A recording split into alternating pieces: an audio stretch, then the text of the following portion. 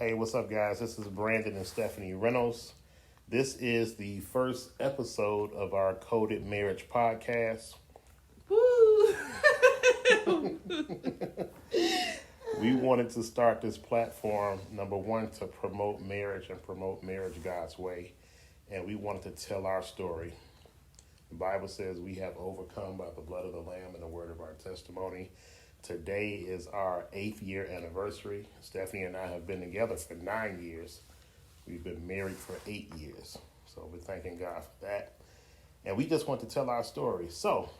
Well, and not just telling our story. I think it's just also,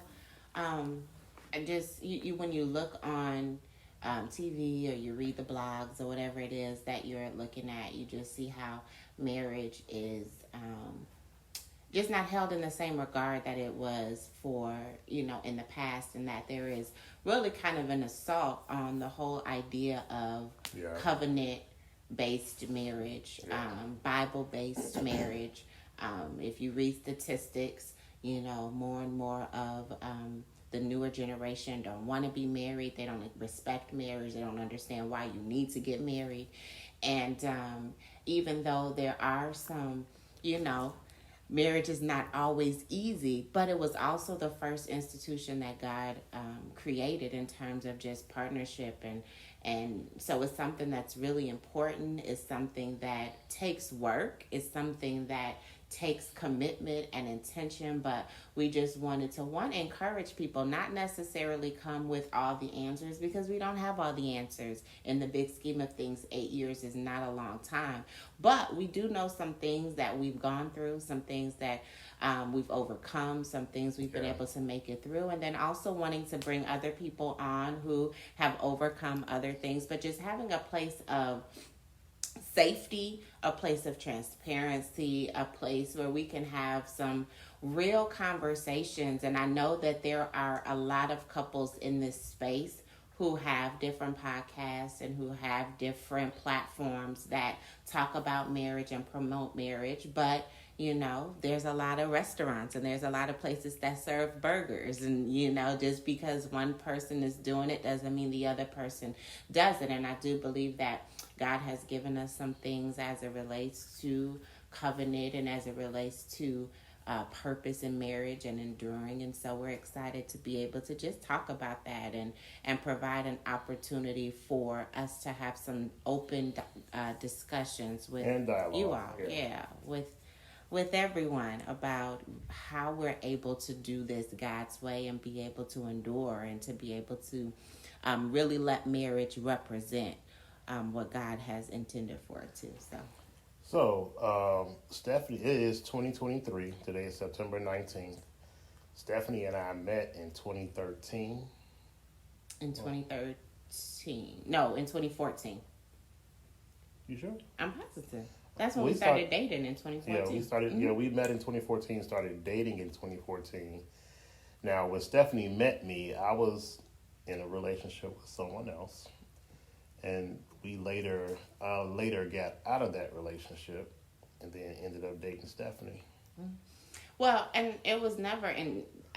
So my father passed in 2013, and so after his passing, there was just a lot of changes that I'd made in my life and just was looking at life differently. I don't know if anyone has ever experienced losing a parent, specifically a father, but it just kind of does something to it caused me to begin to look at some things differently. And so we had to do life differently. We had to adjust to this new normal. And my mother was adjusting. My brothers were adjusting. All of us were kind of adjusting. And so with that, I ended up going to a new church and just kind of wanted to start. There was just something new, something different happening in my life. And so I was not going with the intention of anything when it comes to relationships or marriage or anything like that. I was really just at a place where I just was really trying to hear God for myself and what he wanted me to do in this new season of my life, where he was taking me. It was like all of a sudden I had to grow up on a different level because my mom moved out of state. I was in my early 20s, but I've always been very close to my family and just kind of like a homebody when it comes to, I'm the only girl in my family. And so when my mom moved out of state and my dad passed away, it just kind of forced me to have to adult in a different way, in a more independent way. And so I was navigating my way through all of that. And just kind of what I really wanted for my life. And so we started going to this church, and actually I feel like my mom was going to the church for a little while. She was going there first. Yeah, she was going. And then you came a little later. Yeah. And then she ended up moving out of state. But Brandon used to, so my mom's name is Becky, right? Her name is Rebecca, but we call her Becky. And so Brandon used to always run up to her and be like, hey, Miss Betsy, hey, Miss Betsy. And so my mom would be like, I just don't have the heart to tell him that he's calling me. She was like, because Steph, I really think that he likes you. And I was just like, whatever. Yeah, again, I just was not in the space for that. I wasn't thinking about that or anything like that. And so, my mom was like, she thought it was cute. She thought it was funny, but we never really thought too much about it until, it was maybe about a year or so into us having started the church or started going to the church. And then, my mom ended up moving away after a couple of months. And, I was staying with my grandmother because I was still trying to decide. I wasn't quite sure if I was going to stay in Illinois or if I was going to move out to Wisconsin where my mom had moved. And so I was kind of staying with her as I was kind of figuring out all of the next steps in my life. And so my brothers were, kind of off because they were doing their own thing. One of my brothers was out of state as well. And my little brother, again, was just trying to navigate through losing his father. And so something had happened to my car. And I didn't really have any males in my life really that were close to be able to help me figure out what to do. And so I was reaching out, there were some people at the church or whatever, and I didn't want to reach out to any men who were married or anything like that because that would have been inappropriate. And then some of the other men who were not married just did not necessarily seem like they would know about cars. And so Brandon was one of the ones who, just kind of seemed like, maybe he would know. He had a big expedition and, he just he seemed like he might know. And so I had reached out to him like, hey, I'm trying to figure out, I think it was my brakes or something. And I was like, could you help me with that? Yeah, so in long story short, she was in my inbox. No, and when he says it, that is not the connotation. No. Well, let me say this. The church that we were at the time, both of us were leaders at the church. I believe you were the youth pastor, mm-hmm. and I was an associate pastor over the men's ministry.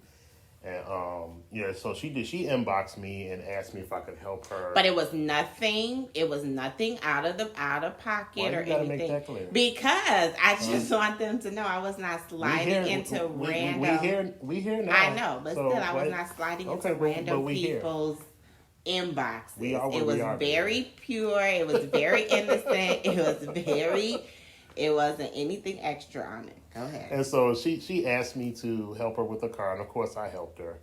And I think the next week I went with her to drop her car off. Then I took her to work, then picked her up from work to take her to go get a car. But before that, I think we went to go buy the parts for the car, right? Yeah. Mm-hmm.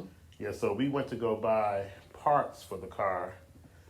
And she got in the car, and she thought I was nervous. I wasn't nervous. He was nervous because you could tell by the way that he was driving, and he was trying to come up with conversation. Yes, he was nervous. And so that's how we kind of, we had conversation, and I think that after you got your car fixed, you came with me to some church function.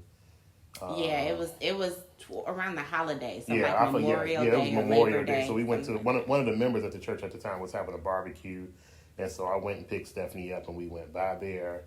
And I remember her when I brought her home from the barbecue. she asked me, Stephanie, and both of us are very blunt people. She asked me, she was like, so what do you want? Why are we doing this? She was like, we're talking on the phone all the time. And, she was like, so what are your, that's what you said. What are your intentions? What do you want? And I told her, I said, I like you. I would like to get to know you and blah, blah, blah. And she looked at me and started smiling. And I you don't did. remember all of that. You but did. Okay. You looked at me and started smiling. And you were like, okay. And, I was getting my little flirt game on. And, long story short, here we are. We're 9 years in together, 8 years married. Now, like I said, at that point, when me and Stephanie first met, I was dating someone else. By the time we started seeing each other, I was out of that relationship. But I did used to, years prior to that, I was previously married. I have 3 children from my first marriage. And my children love Stephanie. I think they love her a little more than they love me. And so here we are. We're 9 years in, and we've been through some things. We've had some learning to do along the way. This was Stephanie's first marriage. This is mine. Second. And one thing that I've learned to do, this marriage has really taught me how to lead. And about 3 weeks ago, me and Stephanie were having some heated fellowship, and I came home and I was just asking, before I was at work, and I was asking the Lord, how can I, open up better lines of communication with my wife? And he said, sit down and talk to her. So you remember the day I came home and and I said, when the kids go to sleep, I need to talk to you. And so I know 8 years isn't a long time, but, I heard this pastor say one time, matter of fact, it was Bishop Jakes. He says it takes 30 minutes to get married, but it takes 30 years to make a marriage.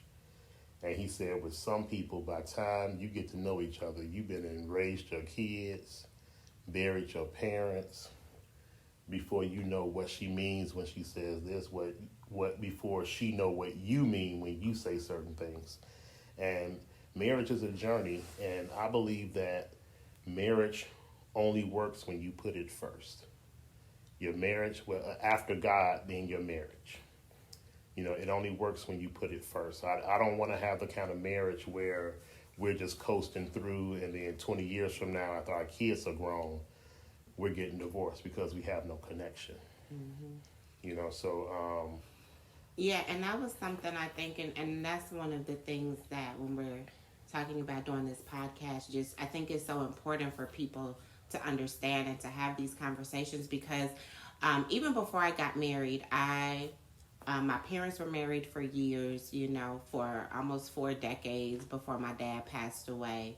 I grew up in ministries that really promoted marriage and, really poured into women and men as unmarried as a way to kind of prepare them for marriage. So I didn't go into it blind in terms of thinking that it was a fairy tale, but I also think that I often, you hear couples who dated for, all these years, and then when they get married, all of a sudden they start to have all of these issues, and they're like, well, what happened?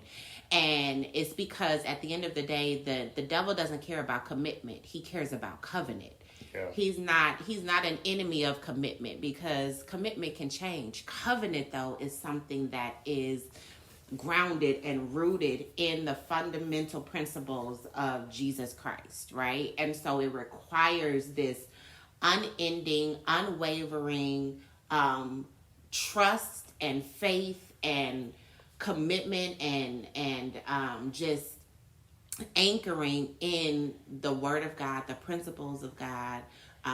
Like you can't do this outside of Him. And even when I look at couples who have been married for years, but they're not Christians, but when you hear them talk, they're still applying Christian principles. Like there's no way to get around it, right? Yeah. So And so just really walking through and unpacking what that looks like. And so in our marriage, there were just a lot of things. Well, one, we were a blended family, and there was a lot of challenges that come with that. And I think at some point we're going to do an episode on blended families, because that is something that's very prevalent right now. And I don't think the church talks about it as much. And it's something we definitely need to, because for our youth and our young people, more often than not, they're going to be in blended families, because you have a lot of, it's more single moms and single dads than they are people who don't have children. Absolutely. So those numbers, the blended family numbers are higher than people where you get two people that come together that don't have children.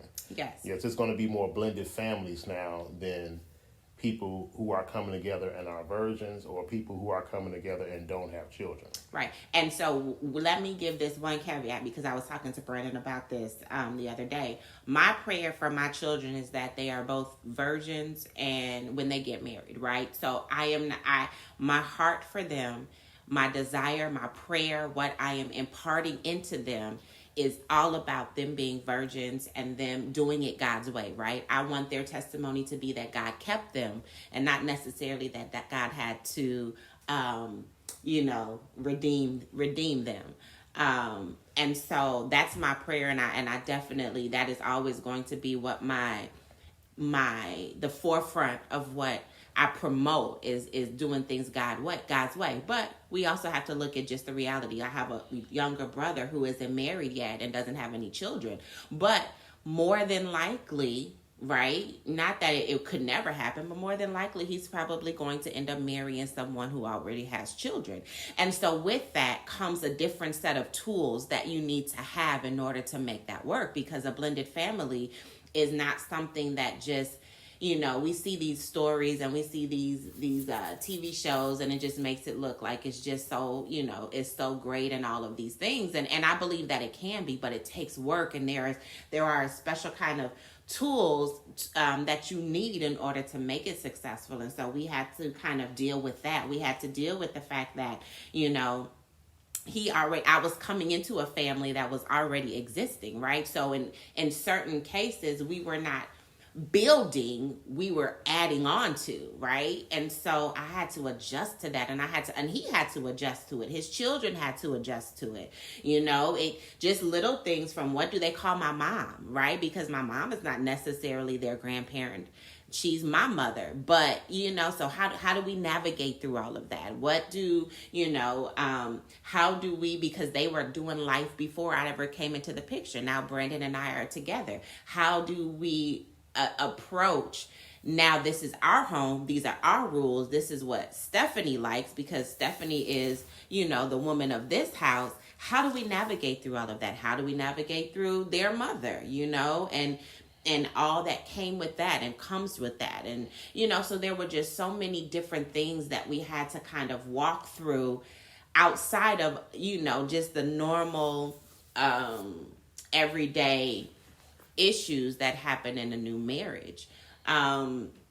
Even Brandon having to unpack some of the things from a divorce, right? Because divorce comes with something. So, we had to navigate through all of that and making sure that residue wasn't coming into our marriage based off of his previous experience. And, so there were just a lot of things that we had to unpack. And then with marriage is one of those things where it brings out the best parts of you and it brings out the worst parts of you, right? And so being able to just kind of navigate and deal with seeing the very worst parts of that person, but then also still believing in the best parts that you've seen, and so we've experienced, in the short time that we've been married, I feel like we have experienced a whole range of situations that could have broken us. But we have, everything from being separated to, just really just not wanting, like we've been on the brink of divorce, and, just so many different things that we've had to just kind of deal with and decide, okay, God, is this really what we want to do? And I'm grateful though for it, because one, it has strengthened our relationship with God, but then there's also something about somebody who's willing to weather the storm with you. Like, yes, it's been hard, and yes, we've had some moments, but we decided to stick it out together. Like, it's like it's like people who go to war together and they come out with this bond that no one else could ever understand, because it's like when your life is on the line, right? And this has been the person who stuck with me when our lives were on the line. It's a different kind of bond. And so I believe that where we are now and being able to do this podcast, I feel like we have bonded in a way where it's like, okay, yeah, I know we've gone through some things, but we chose each other, we chose Christ, we chose our family. And so it's like now we can kind of battle the world together, because we know without a shadow of a doubt that we've got each other's back. And the night that we talked, which was 3 weeks ago, something like that. You know, we were sitting over there, and I was sitting right here, and I was basically trying to, come to a resolve and ask her what she really wanted. And I heard this guy on YouTube, Tim Ross. He was talking about marriage. He said the number one reason that people get divorced today, he said, it's not infidelity. He said it's not because of finances. It's because of uncommunicated expectations. And so I wanted us to communicate expectations to each other. So after 9 years of being together, you know what this person wants and needs from you. I wanted to know what she wanted and needed from me. I wanted her to hear what I wanted and needed from her. And so we set up for about, close to 2 hours, something like that, talking. And I'm falling asleep, and then she falling asleep. And next thing I knew, it's almost 3 o'clock in the morning. She got to get up and go to work. I got to get up and go to work. And so, but it takes sacrifice like that, and it takes conversations, and it takes transparent conversations. You got to be willing to have the conversations that you don't want to have. Yeah. And you have to be willing to ask for answers that you're sometimes scared to get, but you don't know what they're going to say. But you have to ask for answers. And so when I came home, I wanted to open up the lines of communication and just initiate with her. And I think even though we both had a little attitude and stuff like that, we sat here and talked, and she expressed her feelings, I expressed my feelings. But in expressing feelings, I think you have to learn how to hear each other, and you have to learn how to take to heart what the other person is telling you that they need. And that's a two-way street. And it can't be conditional. It can't be, I'll do that for you as long as you do this for me. Go ahead, baby. No, I think that's good. And so, I think just this first episode, we just wanted to kind of lay some groundwork and just kind of open up about, how we got together, and just, just give some backdrop and some context to what we ultimately are going to be exploring, throughout this podcast, and focusing on certain things, because a lot of times things sound like, to say that communicate, like, oh, okay, it's just that easy, communicate. But it's something else when you have gone through some things, and it's like, to really articulate what communication looks like when I'm feeling a certain way, or when, there is, when the capacity has kind of gotten smaller, right, because of different things that have happened. And so it's like, how do you accurately and effectively communicate when at this moment you just really don't like this person, and at this moment you feel like this person doesn't hear you, and that it may not even be worth it. Like, how do we really understand how do I even know what I need, right? Because sometimes it's like, because who I am today in certain areas is very different than who I was when we first married, right? When we first started dating. I'm now a mother. I wasn't a mother then.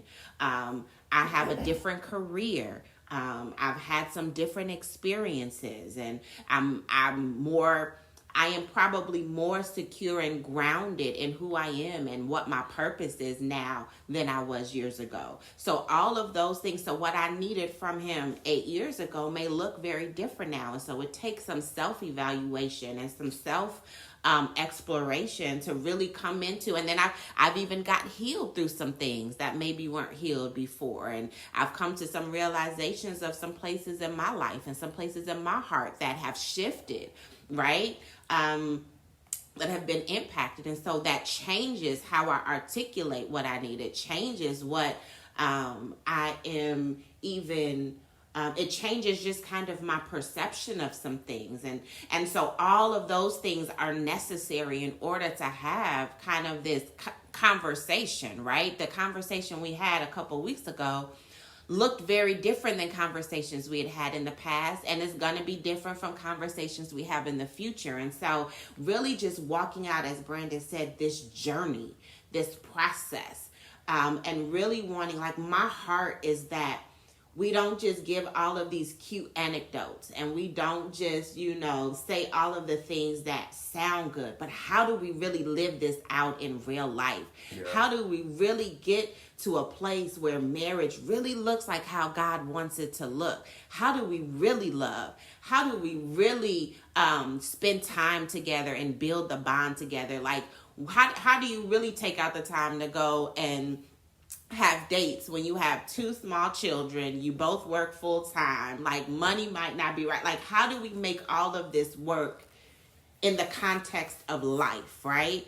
And so that's what I want these conversations and these episodes to be aware, so that when you walk away saying, okay, I can take this nugget and I can apply it to our life, to our marriage in real time, in real ways, in effective and tangible ways that really shift the trajectory of our marriage, that really help our marriage to grow and to flourish, that really help us to heal, that really help us to move forward, that really help us to forgive. Like, how do we really take this and apply it to our lives? And so that's what my heart, that's what my intent is to be able to have these conversations that really give you the tools that match your marriage. You might not need a hammer. You might need a screwdriver. You might need a bulldozer. You might need whatever. So it's like, how can we make sure that it's tailored, that you can take it to your marriage, apply it to your life, and be able to grow because of it?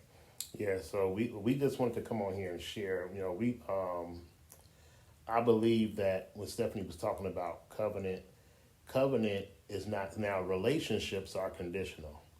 Dating is conditional, but covenant is not about conditions, it's about assignment. And so when you get married to someone, as a man, it's my assignment, and Stephanie is my assignment. It's my assignment to be her husband. It's her assignment to be my wife. And I believe that marriage only works when you put it first, and you be intentional about your assignment to your spouse. I share this with people. I tell people the number one need of a woman is love and security. And security covers a lot of area. She wants to be secure in the fact, one thing I've learned from Stephanie in 9 years, she wants to be secure in the fact that I love her. She wants to be secure in the fact that I will provide and protect her and protect our children. She wants to be secure in the fact that I love her even despite of her flaws. And so I tell people this, the number one need of a man is respect and honor. And they want to, in that respect and honor, every man wants to feel like he's important to his wife. And so when we learn how to give each other that first, if I'm always giving her love and security and she's always giving me respect and honor, neither one of us will feel like we're lacking anything. And sometimes, as the years go by, like Stephanie said earlier, both of us are 2 different people than what we were 10 years ago. I'm not the same man I was 10 years ago when we met. She's not the same woman that she was 10 years ago. So I believe this, when you go through marriage, you're going to be married to different people than you were 10, because I believe people change after 7 and 10 years. Because you're getting older, you're going to evolve, and it's up to you whether or not you evolve into something better or evolve into something worse personally for yourself. And it's up to you, it's up to both of you guys to make sure your marriage evolves. Because we can't approach our marriage with the same mindsets that we had 9 years ago, 8 years ago when we got married. Yeah. So husband and wife, boyfriend and girlfriend is one thing. Husband and wife is a whole nother thing, which is why Stephanie made a good point earlier. And we both know people who've been together, who've been in a relationship for years, and then they get married, and all of a sudden problems start. Because relationship is one thing, covenant is another thing. Yeah. Well, that's it for today. We wanted to just come on for a few minutes, and so we're excited. We're excited about bringing other couples on and just being able to get some perspective from different experiences, different people who are at different places, in their marriage, and ultimately our hope and our prayer is that we create a community of married couples who really reflect accurate love, and they are able to show that marriage can work. Marriage can be a great thing, and ultimately that it reflects how Jesus Christ loves us, his bride. And so continue to tune in. We'll do some video, we'll do some that are like this where it's just the audio. But today we just wanted, again, to be able to just share our hearts, open up this new journey that we're going on together of this marriage podcast. So you all be blessed. Tune in, reach out, join the conversation, and all of those good things. And we pray that God continues to move and have his way in your marriage and in your life. Okay, this is Brandon and Stephanie signing off the first Coded Marriage Podcast. God bless you guys. We will see you next time. Take care.